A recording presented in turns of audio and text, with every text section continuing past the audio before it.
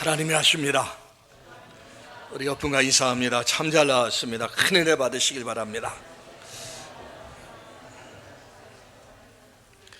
오늘은 교회 창립 기념주일 예배로 드립니다. 52년 전에 이곳에 하나님의 교회를 세우시고 여기까지 하나님이 인도하셨습니다. 또 앞으로도 하나님이 인도하실 겁니다. 왜냐하면 교회는 하나님의 교회고 주님의 몸이기 때문에 그래요. 우리가 신앙생활하는 과정 속에서 교회에 대한 이야기는 수없이 많이 듣습니다. 교회가 뭐냐? 교회가 뭐냐 하는 이야기를 수없이 많이 들어요. 그런데 우리가 신앙생활하며 정말 바른 교회관을 갖고 바르게 신앙생활하는 것이 정말 중요합니다. 바른 교회관을 가져야만이 헌신이 이루어지게 되고 봉사가 이루어지게 됩니다. 근데 교회관이 바로 되어 있지 않으면 그냥 교회는 예배드리는 장소로만 이해를 해요. 근데 교회는 예배드리는 장소로만 존재하는 것이 아니거든요. 이 교회는 주님의 몸이고 우리는 그 몸을 구성하는 지체가 되고, 이 교회는 하나님의 집이고 이 교회 안에서 우리는 하나님을 만나고 하나님께 찬양하고 예배를 드리는 겁니다. 그리고 특별히 오늘은 우리가 교회 안에서 우리가 어떻게 봉사 헌신해야 되는가, 그 부분을 좀 초점을 맞추면서 말씀을 나누려고 합니다. 오늘 이 본문 말씀은 이스라엘 주변에는 여러 나라들이 있었어요. 그런데 그 당시에 이스라엘을 가장 괴롭힌 강대국 중에 하나가 블레셋 족속이었습니다. 이 블레셋이란 나라는 정말 강한 나라였어요, 그 당시에. 그래서 이스라엘과의 전쟁에서 이스라엘은 늘 블레셋과의 전쟁에서 패배를 하게 되고 고통을 당하게 됩니다. 근데 사실 하나님께서 이스라엘 백성들을 지켜주고 보호해 주시면 좋은데 하나님이 이스라엘 백성들을 지키시고 보호해 줄 수가 없어요. 왜냐하면 이스라엘 백성들이 하나님을 의지하지 않았으니까. 하나님을 의지하지 않고 우상을 섬기고 말씀 안에 불순종하고, 그 당시에 영적인 제사장이 엘리 제사장인데 엘리 제사장도 영적으로 무디고 그의 두 아들 홈니와 비느하스는 더 악하고, 그래서 전쟁이 일어나면 블레셋과 전쟁에서 계속 패배를 합니다. 그럼 패배를 하면 이스라엘 백성들은 우리가 왜 전쟁에서 패했을까 하면서 자신들을 돌아보면서 회개하고 하나님께 나가야 돼요. 근데 자신들은 돌아보지 않아요. 자신들의 죄 때문에 하나님을 의지하지 않았기 때문에, 하나님과 멀리 있었기 때문에 하나님이 돕지 않아서 이 전쟁에 패배한 거길래. 근데 그들은 엉뚱한 생각을 하게 됩니다. 또 블레셋과의 전쟁에서 패배를 합니다. 패배를 하니까 법궤를 가지고 가면 전쟁에서 이길 것이다, 그 생각을 한 거예요. 그래서 법궤를 가지고 전쟁터에 나갑니다. 그런데 법궤를 가지고 전쟁터에 나갔는데도 불구하고 그 전쟁에서 이스라엘이 패하게 됩니다. 그리고 패한 것만 끝이지 않고 오히려 블레셋 사람들에게 법궤를 빼앗기게 돼요. 이 법궤는 하나님이 계신 곳, 하나님의 임재의 상징입니다. 그래서 이스라엘 백성들이 광야길에서도 광야에서 천막을 세우고 그곳에 법궤를 놓고 그곳을 성막이라 이렇게 했길래, 그러니까 법궤는 하나님의 임재의 상징이고, 그래서 이 법궤를 함부로 이동해도 안 되고 내용이 없는 형식적인 행동은 결코 하나님이 기뻐하지 않걸래. 근데 법궤를 가지고 가서 결국은 전쟁에서 패하고 법궤도 빼앗기게 됩니다. 자, 그런데 그 이후에 놀라운 일들이 벌어지기 시작해요.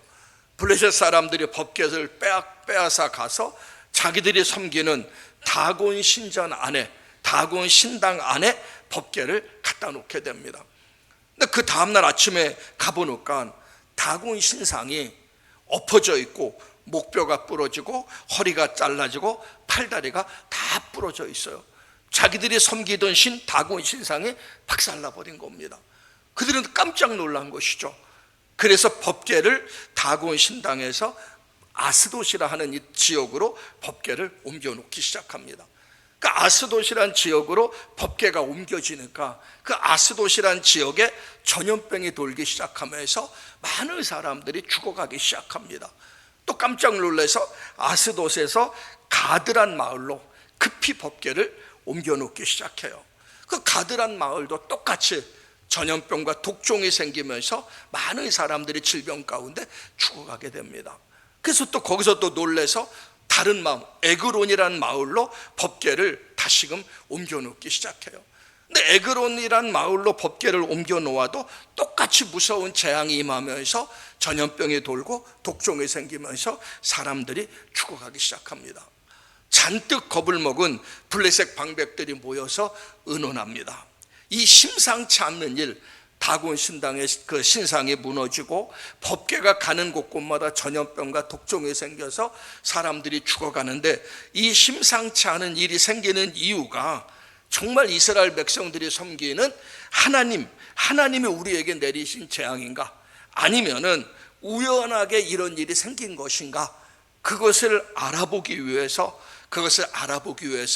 오늘 본문의 말씀이 나오게 되는 거예요.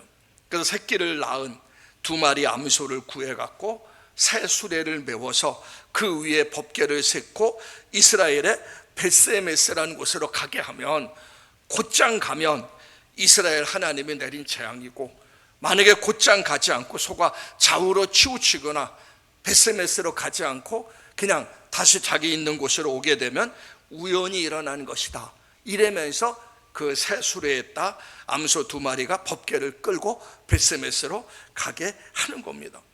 근데 놀랍게도 법궤를 실은 암소가 벳세메스까지 정상적으로 도착을 하게 됩니다. 여기까지가 오늘 본문의 내용이에요. 근데 여기서 우리가 중요한 것은, 여기서 그 벳세메스에 이렇게 이제 그 법궤가 도착을 하게 되는데, 사실 이 법궤를 실은 송아지가 이제 소가 거기까지 이렇게 도착하는 과정 속에서 이것이 쉬운 과정이 아닙니다. 왜 그러냐면은 새끼를 낳은 암소예요. 아직 젖이 나오는 상태이기 때문에 송아지 새끼들이 울어댑니다. 근데 거기서 암소를 떼어낸다는 것, 이건 말도 안 되는 내용이에요. 또 한 가지는 이 소는 벳세메스라는 곳에 가본 적이 없어요. 지금 여기 에그론이라는 곳에서 벳세메스까지 거리가 20km입니다. 직선으로는 19km고, 이제 그 도로 따라가면은 24에서 32km 정도가 돼요. 그러니까 직선 도로도 아니고 꾸불꾸불 통한 그 길이에요.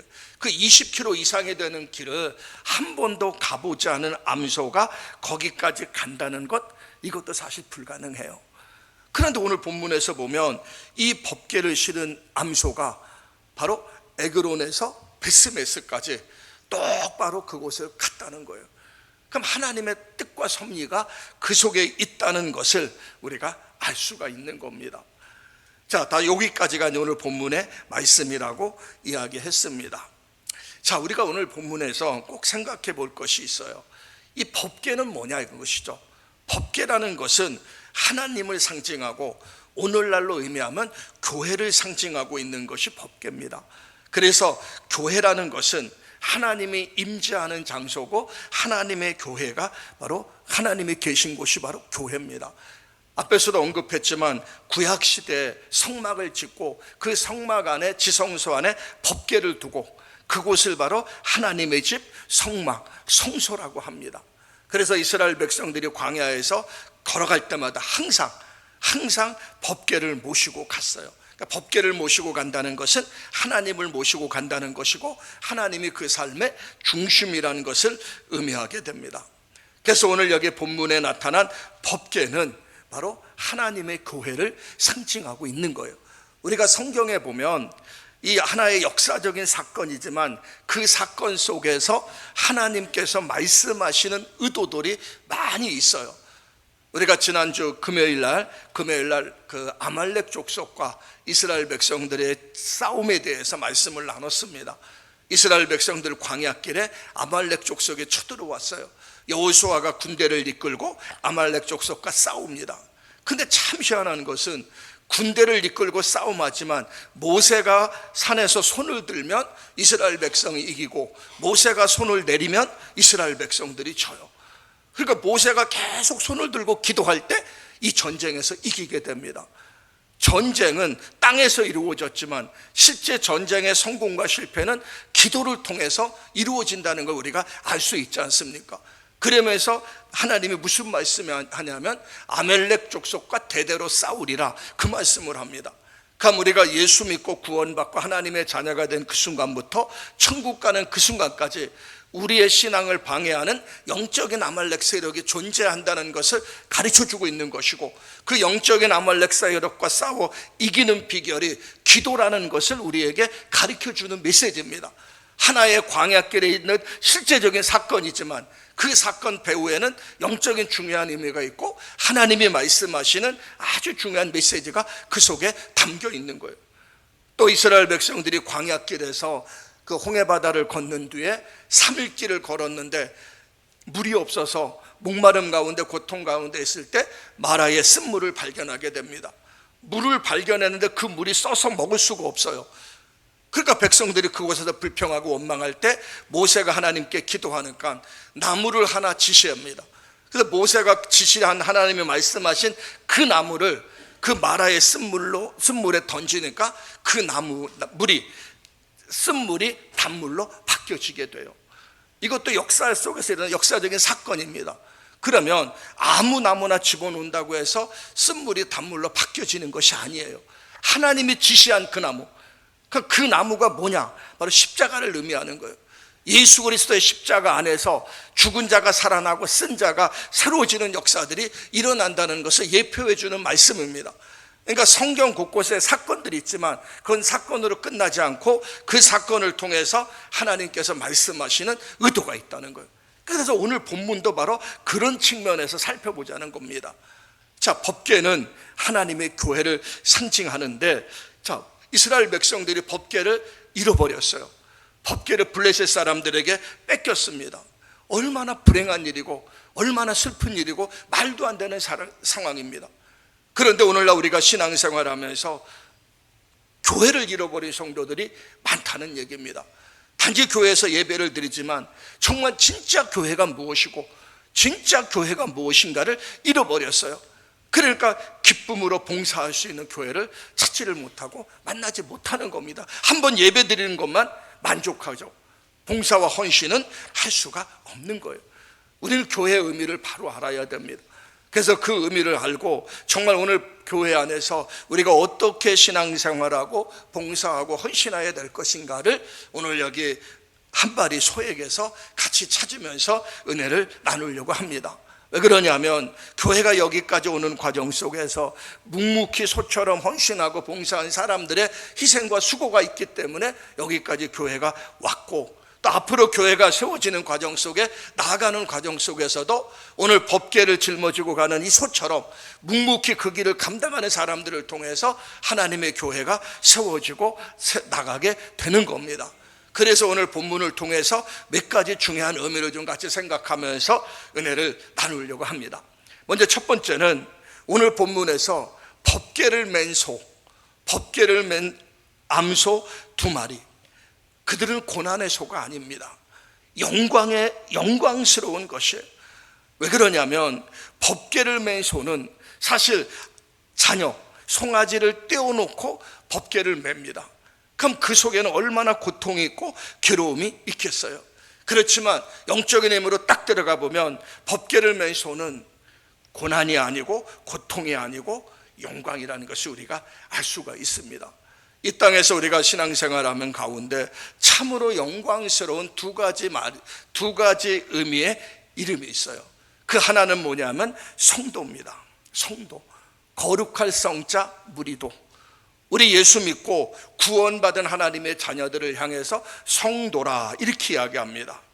성도가 되었다는 것, 내가 예수 믿고 하나님의 자녀가 되었다는 것, 하나님 나라 가는 그 순간까지 영원히 거룩한 무리예요. 주님과 더불어 하나님과 더불어 함께 신앙생활하는 거룩한 성도가 됐다는 것은 축복이고 영광이란 얘기입니다.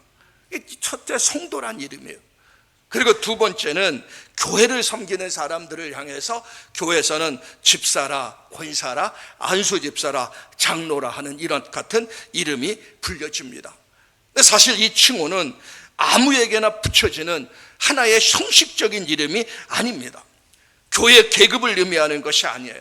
하나님 나라를 섬기는 청지기, 천국 일꾼들에게 붙여준 영광스러운 이름이에요. 얼마나 감사한 것이고 얼마나 영광스러운 것인지 모릅니다. 교회 직분은 너무나 중요해요. 그래서 성경에 보면 디모데전서 3장 12절에 보면 이 직분을 잘 감당한 자는 아름다운 지위를 얻게 될 것이라 성경은 약속하고 있는 겁니다.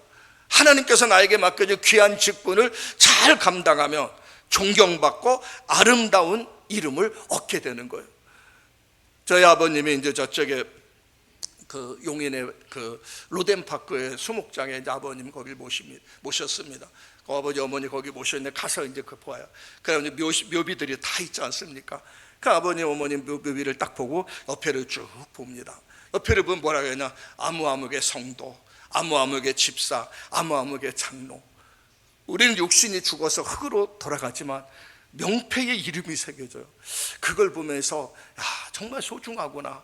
사람이 죽으면 다 흙으로 돌아가지만 그 이름이, 그 작은 명패 안에 이름이 쓰여지는구나. 아무아무개 집사, 아무아무개 권사, 아무아무개 성도, 이렇게 이름이 쓰여지는 거예요. 근데 그게 거기에만 쓰여지는 게 아니란 얘기죠. 내가 교회 직분을 갖고 충성스럽게 감당할 때 그 내 이름이 이 땅에서도 아름다운 지위를 얻게 되지만은 하나님 나라에선 더 영광스럽고 더 놀라운 지위와 영광을 얻게 된다는 겁니다. 그래서 성경에 보면 시편 84편 10절에 보면 악인의 장막에 사는 것보다 하나님의 성전에 문지기로 있는 것이 더 좋다고 성경은 이야기하고 있어요. 악인의 장막에 사는 것보다 하나님의 성전에 문지기가 더 좋다는 겁니다. 여러분 지미 카터 대통령 잘 알 겁니다. 미국의 전 대통령 지미 카터 대통령인데 이분이 그런 고백을 합니다. 내게는 대통령직보다 천국에서 주일학교 교사의 직분이 더 영광스럽다는 거예요. 미국의 대통령이 퇴임하면서 그 고백을 하면 나는 대통령직보다 교회학교 교사의 직분이 더 영광스럽다는 거예요.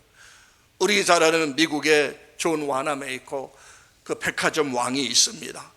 미국 대통령이 백화점 왕 와나메이커에게 최신부 장관을 제의를 합니다.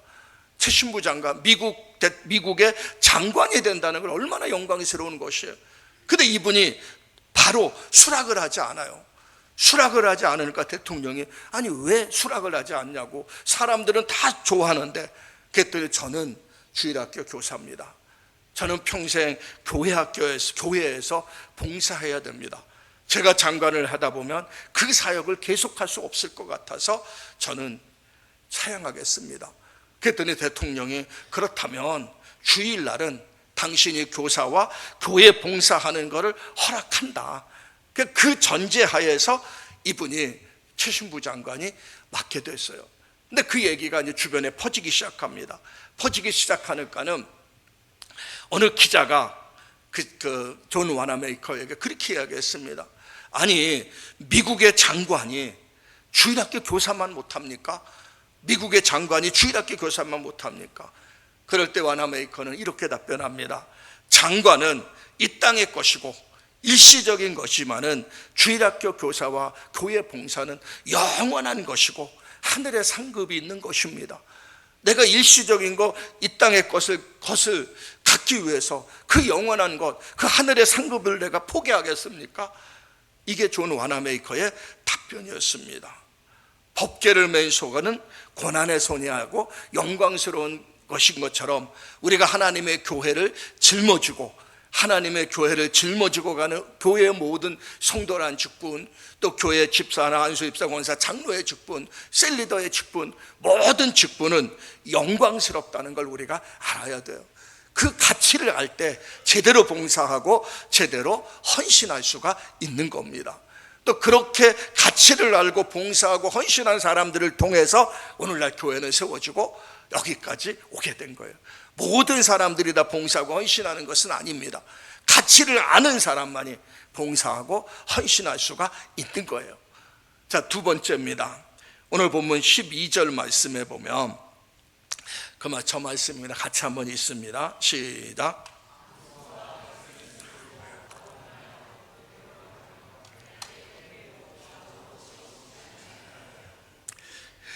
자, 암소가 벳세메스 길로 바로 행하여 대로로 가며 갈 때에 울고 좌우로 치우치지 아니하였고, 이 말씀에 나오면 아까 말씀드렸죠.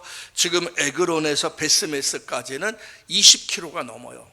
근데 직선 대로가 쫙 열린 것이 아닙니다. 꼬불통꼬불통한 길이에요. 뒤에서는 송아지가 막 울고 있어요. 이 암소는 한 번도 그 수레를 메어본 적이 없습니다. 또 벳세메스까지 가본 적도 없어요. 그런데 오늘 말씀을 자세히 보면 암소가 벳세메스 길로 바로 행하여 대로로 갈 때에 울고 좌우로 치우치지 아니하였다. 이 말은 뭡니까? 법궤를 맨 소는 울면서도 자기 길을 되돌아가지 않고 원래 목적지인 벳세메스를 향해서 걸어갔다는 거예요. 울면서도. 그러면 왜 암소가 울었는가? 이 성경은 침묵합니다. 그래서 우리가 상상은 할 수가 있어요. 암소가 울 수밖에 없었던 이유를 상상할 수가 있습니다. 그건 뭡니까? 오늘 본문에서 어린 송아지를 지금 떼어놓고 가는 거 아닙니까? 젖이 나오는데 아직 젖을 먹여야 되는데 어린 송아지를 떼어놓고 지금 법궤를 수레에 싣고 자기의 목적지인 벳세메스까지 가는 거 아닙니까? 그러니까 눈물을 흘릴 수밖에 없어요. 울 수밖에 없습니다. 그런데 울면서도 되돌아가지 않고 원하는 목적지까지 걸어가고 있었다는 거예요. 이게 바로 신앙입니다. 우리가 신앙생활하다 보면 십자가의 길, 사명의 길을 걸어가는 과정 속에는 눈물을 흘릴 수가 있습니다. 어린 송아지를 버려야 했듯이 주님을 위해서 버릴 수밖에 없었던 것들이 우리 속에 있을 줄 압니다. 그래서 우리 가끔 신앙생활 하다 보면 주님을 위해서 버려본 경험이 있는 사람, 잘라본 경험이 있는 사람, 잃어버린 경험이 있는 사람들, 그런 사람들이 진정 주님의 제자가 될 수가 있는 거예요. 근데 오늘날 우리는 신앙생활 너무나 편하게 하려고 하지 않습니까? 근데 예수님은 뭐라고 이야기합니까? 자기를 부인하고 자기 십자가를 지고 나를 따르는 자만이 내 제자가 될 수 있다고 예수님은 말씀하고 있지 않습니까? 그러니까 우리가 제대로 예수를 믿으면 버릴 거 버리고 끊을 거 끊고 결단하며 우리는 나가는 거예요. 오늘 우리가 주일날 예배를 드립니다. 주일날 예배를 드리는 것도 똑같은 겁니다. 결단하고 나온 거예요. 이 시간에 딴 거 탈 수가 있습니다. 놀러 갈 수도 있어요. 그거 안 하고 결단하고 이렇게 하나님 전에 나온 것 자체도 결단이고 끄는 거예요. 아무튼 그게 바로 신앙의 길이란 얘기입니다. 우리가 잘 아는 아브라함에게 하나님께서 독자 이삭을 모리아산의 제물로 바치라고 이야기합니다. 하나님의 명령에 순종해서 아브라함은 독자 이삭을 모리아산의 제물로 바치려고 올라갔어요. 모세는 바로의 공주의 아들이었어요. 왕이 계승권이 있는 사람입니다. 그렇지만 그는 바로 공주의 아들을 버렸어요. 베드로는 평생 고기를 잡던 어부였지만 그 고기를 잡던 그물과 모든 걸 다 버렸습니다. 마태는 돈 많이 버는 세리였어요. 그렇지만 그는 자기 직업을 버렸습니다. 얻고자 하는 자는 버려야 하고 찾고자 하는 자는 잃어야 합니다. 죽어야 부활이 되는 것처럼 그게 바로 신앙이에요. 역설적인 진리입니다. 그래서 우리 한번 생각해 보세요. 아브라함의 독자 이삭을 모리아산의 제물로 바쳤을 때 하나님은 아브라함을 인정하셨어요. 내가 이제야 비로소 나를 경외하는 줄 알았도다 하면서 하늘의 별처럼 땅의 모래알처럼 많은 믿음의 자손을 아브라함에게 주셨습니다.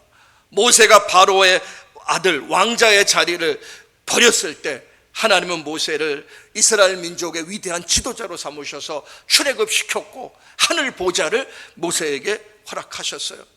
땅에 그물을 버렸던 베드로는 천국 그물을 내리는 예수님의 수제자가 되어서 이 땅에 하나님 나라를 세워나가는 초대교회를 세워나가는 귀중한 일꾼이 되었던 겁니다.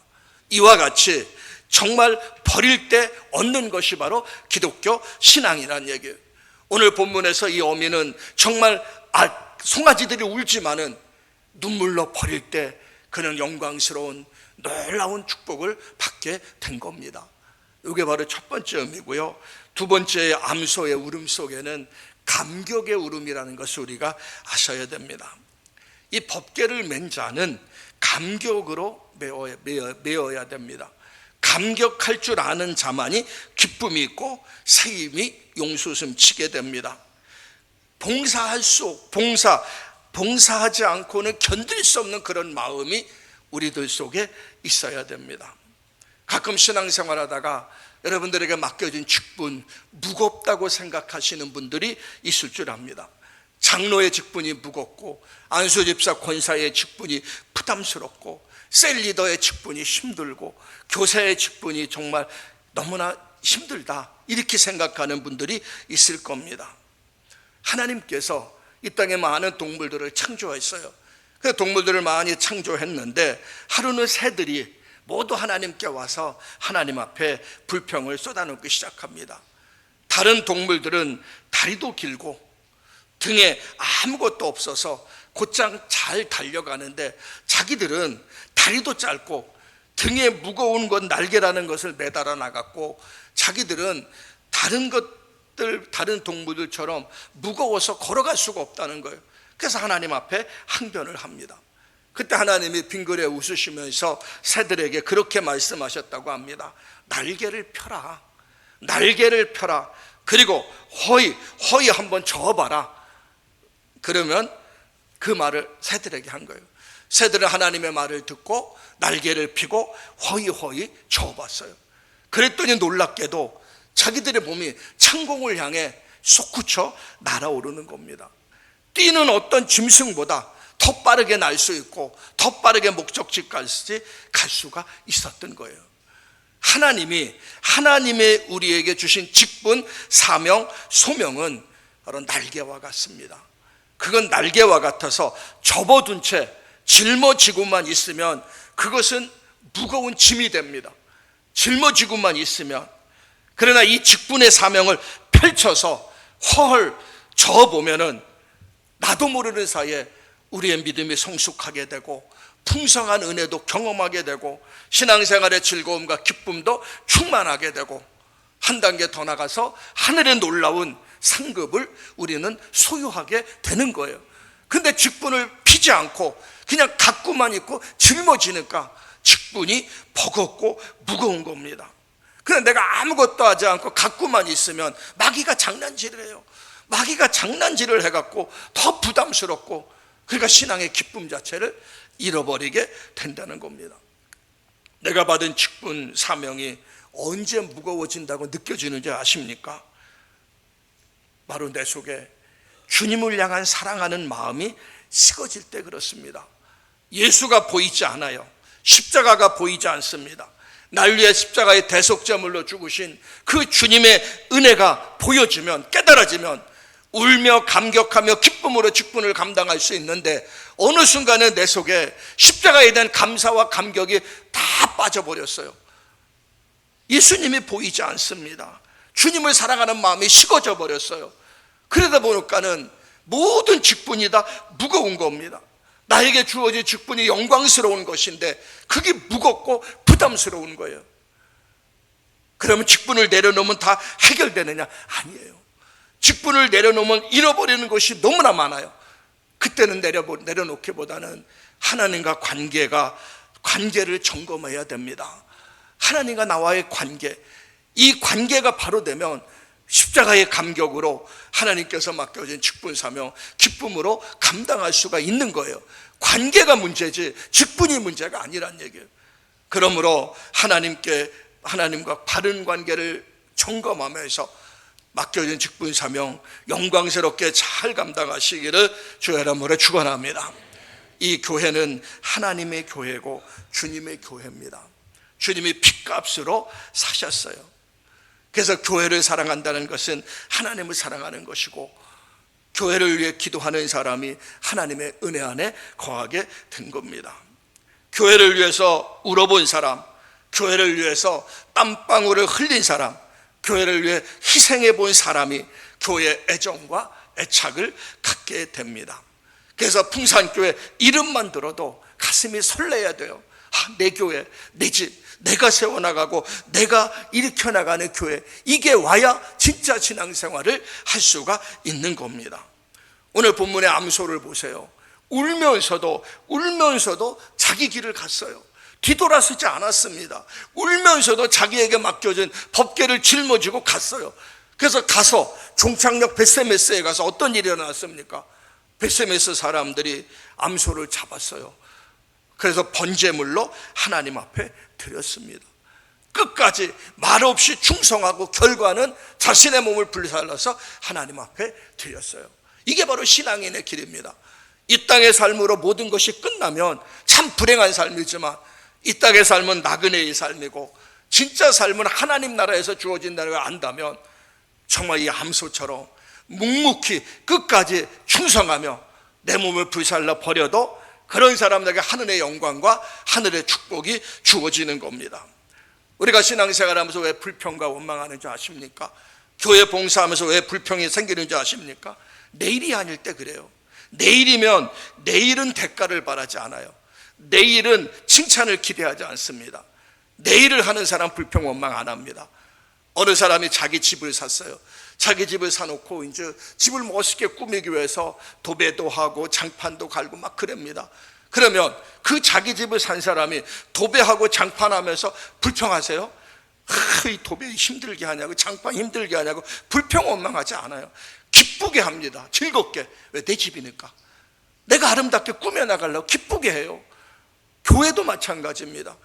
교회를 위해서 봉사 수고 헌신하는데 불평과 원망하면 내 교회가 아니기 때문에 그래요.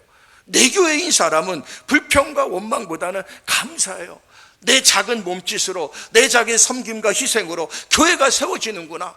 내 한마디 하나하나 행동을 통해서 이 교회가 든든히 세워지고 나를 통해서 하나님의 교회가 세워지고 영광을 받으시고 나를 통해서 주변에 선한 영향력이 끼쳐지는구나. 그걸 생각하면서 기쁨과 감사함으로 우리가 봉사하며 헌신할 수가 있는 겁니다.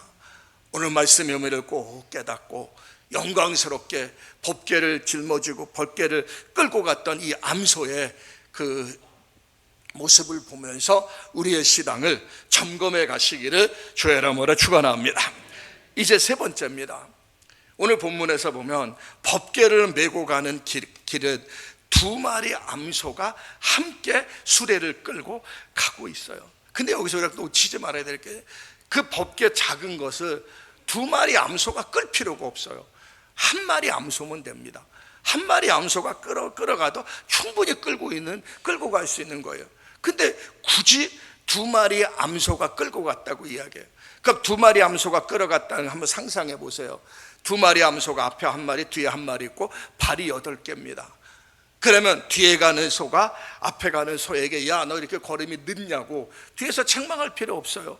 앞에 가는 소는 뒤에 따라오는 소에게 너도 좀 열심히 오라고 얘기할 필요 없어요. 이 두 마리 소가 해야 될 일이 뭡니까? 둘이 똑같이 자기들이 짊어진 법궤를 지고 수레를 끌고 묵묵히 그 길을 가면 됩니다. 그래서 이것은 결국 뭐를 이야기하냐면 하나님의 교회는 함께 만들어가는 것이고 함께 세워져 가는 겁니다. 서로 잘났다 못났다 시기하고 불평하고 그런 것이 아니라 정말 여덟 개의 발이 같이 움직이는 것처럼 모든 성도들이 함께 움직여 나가는 것이 하나님의 교회입니다. 믿음이 강한 자도 있고 믿음이 약한 자도 있고 잘난 사람도 있고 못난 사람도 있지만 다 두 마리 소예요. 그래서 함께 교회를 세워나갈 때 이 교회는 건강한 교회가 될 수 있고 은혜로운 교회가 될 수가 있는 겁니다. 그래서 성경에도 마태복음 18장 20절에 보면 두세 사람이 내 이름으로 모인 곳에는 나도 그들 중에 있느니라. 이 저 말씀의 의미를 잘 알아야 됩니다. 저 말씀이 그렇게 바꿔보세요. 한 사람이 주님의 이름으로 모인 곳에 나도 그들 중에 있다 그렇게 이야기하지 않았어요. 교회 공동체는 항상 두 사람 세 사람 함께 가는 공동체입니다. 신앙은 독립적으로 하면 안 돼요. 나 혼자 신앙생활하는 게 아니라 함께 서로 붙잡고 격려하고 함께 짊어져 나가는 것이 바로 교회 공동체입니다. 그래서 기관이 필요하고 셀이 필요하고 함께 나가는 성도들이 필요한 거예요. 서로 함께 걸어가는 그 길을 걸어가시기를 주의 이름으로 축원합니다. 이제 마지막으로 이제 말씀을 정리하면서 그럼 오늘날 우리의 입장에서 이 법궤 하나님의 교회를 어떻게 우리가 메고 갈 수 있을까? 자, 첫째는 하늘 법궤, 하늘 하나님 나라로 가는 법궤를 실어 나르는 수레는 뭐냐? 그게 바로 기도입니다. 기도하는 무릎이 천국 수레에 바뀌어 기도하는 눈물이 수레를 구르게 하는 기름이 됩니다. 그래서 법궤를 실은 수레는 세상 지식으로 굴러가지 않습니다. 탁상 공론으로 굴러가는 그와 같은 수레가 아닙니다. 하나님의 교회는 기도를 통해서 굴러가게 되어 있어요. 그래서 하나님의 교회는 기도 없이는 존재할 수가 없습니다. 그래서 교회를 위해서 일천번째 기도하는 것이 너무나 소중한 거예요. 그 일천번째 기도하는 그 기도의 눈물을 통해서 교회가 걸어가고 있는 거예요. 나가는 거예요. 그래서 함께 기도할 때 역사들이 나타나는 겁니다. 우리가 단기 선교를 앞에 두고 여름 교육 행사를 앞에 두고 있어요. 그래서 7월 달은 기도의 달로 선포했고, 이제 저녁마다 모여서 교회 학교 교사들 또 단기 선교하는 모든 분들이 모여서 기도하는 겁니다. 아무리 좋은 프로그램, 좋은 강사 그게 있을지라도 기도 없이는 모든 것이 형식이 되고 습관이 돼요. 그렇지만은 기도를 하면은 하나님께서 일하심의 역사가 보여지는 겁니다. 하나님의 교회는 기도를 통해서 나갈 수가 있는 거예요. 그래서 법궤를 실어 나르는 수레는 기도다. 첫째는 기도에 깨어 있기를 주의 이름으로 축원합니다. 두 번째는 하늘 법궤는 내 몸으로 메고 가는 겁니다. 때로는 땀을 흘려야 되고 또 다리가 아플 때가 있습니다. 다른 사람 일꾼을 불러서 메고 가는 것이 아니라 내가 짊어지고 내가 메고 가는 것이 바로 하나님의 교회고 하나님의 법궤입니다. 오래된 이야기예요. 인도의 성자 선다싱에 관한 고전적인 이야기입니다. 오래된 얘기입니다. 영하 20도의 혹한 속에 눈보라가 몰아치는 어느 날 세 사람이 히말라야 산맥을 걸어가고 있었어요. 넘어가는 것이죠. 험난한 산맥과 눈보라 추위 때문에 한 사람이 쓰러지고 말았어요. 선다싱은 옆에 있는 친구에게 저 쓰러진 사람 우리가 좀 같이 부축해서 데리고 가자고, 함께 데리고 가자고 이야기했습니다. 그런데 그 옆에 있는 사람은 아니라고, 저 사람 데리고 가다 보면 우리도 지쳐서 우리도 쓰러져서 죽게 된다고, 이왕 쓰러진 사람 그냥 내버려두고 우리끼리 가자고. 그 선다싱의 이야기를 듣지 않아요. 선다싱이 할 수 없어서 쓰러진 사람을 자기가 짊어지고 가고, 자기 혼자 가겠다는 사람은 선다싱을 떠나서 그냥 자기 혼자 가게 됩니다. 얼마나 힘들고 괴로웠겠어요. 쓰러진 사람을 들쳐업고 선다싱은 그 히말라야 험준한 산맥, 눈보라치는 그 가운데서 사투하면서 온 힘을 다해서 그 산맥을 걸어가고 있어요. 기력을 다해서 쓰러지는 순간, 이미 기력이 이미 다 떨어져 갖고 쓰러지려고 하는 순간에 멀리서 그 마을이 보여지기 시작했습니다. 선다싱은 이제 다 됐다, 마을이 보이니까, 그래서 마지막 힘을 다해서 이 사람을 메고 내려가고 있었어요. 내려가다 보니까 한 사람 얼어 죽은 사람을 발견했습니다. 그 얼어 죽은 사람이 뭐냐면 가까이 와서 보니 자기 혼자 살겠다고 아까 먼저 출발한 사람이에요. 그 사람은 가다가 그 눈보라 추위에 이기지 못하고 쓰러져서 얼어 죽었어요. 그런데 앞에 먼저 쓰러졌던 사람은 선다싱의 등에 업고 짊어지고 가다가 그 속에서 같이 그 매서운 추위에 이기려고 하고 몸부림치다 보니까 서로 땀이 나갔고, 그 온기 때문에 무사히 그 히말라야 산맥을 건널 수가 있었던 겁니다. 이게 바로 신앙입니다. 우리가 신앙생활하면서 내가 메어야 할 짐, 법궤, 십자가를 팽개치고 나만 살겠다고 가면은 나도 죽게 돼요. 다른 사람도 살리지 못하고요. 그러나 법궤를 내 몸에 지고 십자가를 내 몸에 짊어지고 가면은 나도 살고 다른 사람도 살고 교회도 세워지는 겁니다. 가끔가다 신앙생활하면 그런 분들이 있어요. 교회에서 하는 봉사가 너무 힘들어서 올 한 해만 쉬고 다음에 하겠다고. 쉬어서 다음에 할 수 있으면 얼마나 좋겠습니까? 하나님의 교회 일은 쉰다고 해결되는 것이 아니에요. 쉬는 그 순간부터 나는 죽게 됩니다. 내 영혼이 죽게 돼버려요. 쉬는 그 순간 대가를 지불하고 나서야 내가 잘못했구나, 내가 괜히 쉬었구나, 그걸 깨닫게 됩니다. 그럼 다시 신앙을 회복하려고 하면 더 힘들어져 버려요. 저와 여러분들, 하나님의 교회, 여기까지 오게 하신 분도 하나님이시고 이제 앞으로 가는 과정 속에서도 하나님이 함께 할 겁니다. 그러나 그 과정 속에는 오늘 법궤를 수레에 싣고 걸어갔던 두 마리 암소처럼 우리 성도들 한 사람 한 사람이 그런 믿음의 자세를 갖고 교회를 짊어지고 나갈 때 이 교회를 통해서 하나님의 영광 받으시고 이제 하나님의 교회가 이 땅에서 해야 될 놀라운 일들이 아름답게 이루어질 겁니다. 이 땅에 건강한 교회는 없습니다. 좋은 교회는 없어요. 내가 주인이 될 때 좋은 교회고 내가 건강하게 쓸 때 건강한 교회가 될 수가 있습니다. 하나님 나라가 하는 그 순간까지 법궤를 맨 소처럼 말없이 묵묵히 서로 돕고 협력하면서 하나님의 교회를 세워나가는 귀한 성도님들 되시기를 주의 이름으로 축원합니다.